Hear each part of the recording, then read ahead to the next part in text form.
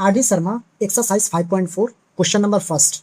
तो question number first क्या बोल रहा है, 10th term of the AP 1, 4, 7, 10 and so on. यानी हम लोग को 10th टर्म कैलकुलेट करना है, ठीक है ना। तो इसमें जो फॉर्मूला यूज होगा, यानी फॉर्मूला यूज होगा, जो यूज होगा वो लिख देता हूँ। A n equals to a plus n minus 1 into d, ये फार्मूला यूज होने वाला है, ठीक है। लेकिन हम लोग डिस्कस कर चुके थे कि अगर ये फार्मूला के फॉर्मेट पर 10th टर्म निकालना हो, 11th टर्म निकालना हो, 13 टर्म निकालना हो, 25 टर्म निकालना हो या फिर 22 टर्म निकालना हो, तो डायरेक्ट निकाल दीजिए। जैसे 10th टर्म आपको कैलकुलेट करना है तो डायरेक्ट लिखेंगे सर a प्लस 9d। अगर 12वां टर्म निकालना है तो a प्लस 11d, 13वां टर्म निकालना है तो a प्लस 12d, मतलब एक घटाकर लिख देना है। यही फार्मूला यूज होगा, तो हम लोग डायरेक्ट चलेंगे, ठीक है ना सर। तो गिवन में क्या है, सर, गिवन में है आपका फर्स्ट टर्म दिया हुआ, यानी फर्स्ट टर्म, इसको बोलते हैं first term, second term, third term and fourth term, और डॉट डॉट डॉट, ये चीज़ है, ठीक है ना। तो फर्स्ट टर्म आपका ए है, फर्स्ट टर्म आपका ए है, ए का वैल्यू क्या है सर, 1 है। कॉमन डिफरेंस हमेशा कैसे निकालते हैं, सेकंड टर्म में से फर्स्ट टर्म घटाएंगे, तो कॉमन डिफरेंस के लिए हम लोग डी निकलते हैं सर। अब हम यहाँ पे a2 माइनस a1 करेंगे सर। a1 का वैल्यू क्या है, ये a1 है, a1 के लिए a होता है, ठीक है ना। अब ये a1 है यानी a हो गया, फिर a plus D, a plus 2d, a plus 3d, हम लोग फर्स्ट वीडियो में बात कर चुके थे, ठीक है ना। अब यहाँ से d जो निकालेंगे सर, तो सेकंड टर्म कितना है सर, 4 है, फर्स्ट टर्म क्या है, 1 है, तो d का वैल्यू होगा 3। यानी हमारे पास a का वैल्यू निकल गया, d का वैल्यू निकल गया। अब हम लोग को 10th टर्म कैलकुलेट करना है, यानी सर हम लोग को a10 कैलकुलेट करना है। तो a10 के लिए क्या डायरेक्ट लिखेंगे sir, a plus 9d calculate करेंगे। क्या करेंगे, अगर a11 रहता तो a प्लस 10d करते हैं, a12 रहता तो a प्लस 11d कैलकुलेट करते हैं। तो a10 कैलकुलेट करना है, तो a का वैल्यू मेरे पास 1 है सर, 9 इंटू डी का वैल्यू 3 है, तो a10 का वैल्यू जो होगा 1 प्लस 9 3 27, यानी a10 का जो वैल्यू कैलकुलेट करके आएगा वो आपका 28 निकल कर आएगा, ठीक है। अब हम लोग सेकंड क्वेश्चन नंबर 2। तो गिवन क्या है, आपका फर्स्ट टर्म दिया हुआ है सर, a √2 है, d निकाल लेते हैं। तो d निकालने के लिए second term minus first term, तो सेकंड टर्म आपका फर्स्ट टर्म √2 है, सेकंड टर्म 3√2 है, थर्ड टर्म आपका 5√2 है। तो सेकंड टर्म आपके पास क्या है, 3√2 है, और फर्स्ट आपके पास √2 है। अब यहाँ पर कुछ नहीं तो 1 है, यहाँ पर कुछ नहीं तो क्या है, 1 है।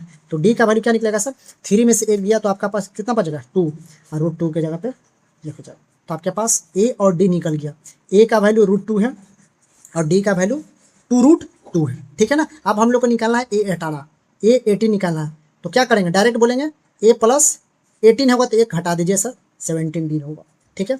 a18 यानी a18, a का वैल्यू क्या है सर, √2 है, प्लस 17 इंटू डी का वैल्यू क्या है सर, 2√2 है, ठीक है।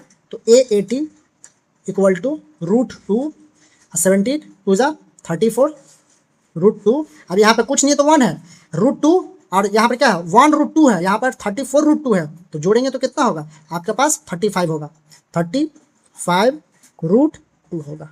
तो a18 का वैल्यू हम लोग को निकल कर आया, ठीक है। अब हम लोग थर्ड क्वेश्चन को देखते हैं।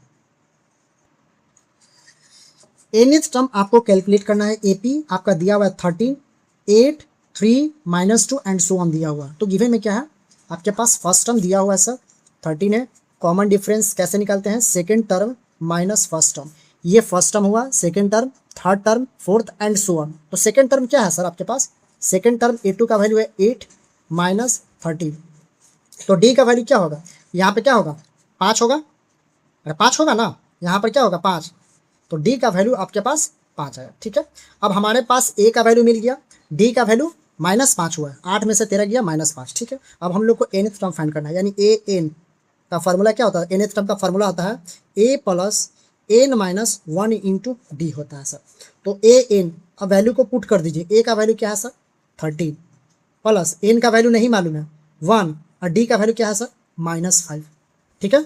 अब यहाँ पर हम लोग कैलकुलेट करते हैं 13, अब देखिए इसको गुना करिए, -5 को n से गुना करेंगे तो -5n होगा सर, -5 को माइनस से करेंगे तो +5 होगा सर। तो an का वैल्यू क्या होगा आपके पास, 13 5 18 और -5n, इसको ऐसे भी लिख सकते हैं an equal to -5n plus 80, यानी nth टर्म का वैल्यू आपके पास क्या आया आपका nth टर्म का वैल्यू जो आया -5n प्लस 18 कैलकुलेट करके आया। तो हम लोग क्वेश्चन नंबर 4 को देखते हैं। क्वेश्चन नंबर 4, आपको 10th टर्म कैलकुलेट करना है। तो गिवन में आपके पास क्या है, फर्स्ट टर्म दिया हुआ है -40, कॉमन डिफरेंस निकालते हैं, second term minus first term. तो सेकेंड टर्म आपके पास क्या है सर, -15 है, और ये माइनस, अब यहाँ पे माइनस पहले से अवेलेबल, एक ब्रैकेट ले लेंगे, क्या ले लेंगे, ब्रैकेट ले लेंगे। तो डी का वैल्यू हो जाएगा सर -15, माइनस माइनस आपका प्लस हो गया 40, तो डी का वैल्यू कितना हो जाएगा सर, +25। ठीक है, अब आपके पास ए का वैल्यू है, डी का वैल्यू है, तो हमको 10th टर्म कैलकुलेट करना है, यानी सर A10 कैलकुलेट करना है। तो A10 कैलकुलेट करने के लिए हम लोग A + 9D लिखेंगे। ठीक है, अगर A11 रहता तो A + 10D लिखते हैं। A10 = A का वैल्यू क्या है सर, -40, 9 × D 25, A10 = -40, और 9 × 5 = 45, 5 9 दूनी 18, 18 4 22, यानी 9 × 5 = 45। ठीक है, और 9 दूनी 18 4 22। ठीक है ना, अब A10 का वैल्यू हम लोग को घटा देना है। ठीक है ना, यानी 225 में से 225 को 40 सब्ट्रैक्ट करेंगे। ठीक है ना, तो 5 अभी हो गया कितना, 8, 185 होगा, कितना होगा, 185 पॉजिटिव। तो A10 का वैल्यू क्या निकल कर आएगा, 185 निकल कर आया। ठीक है।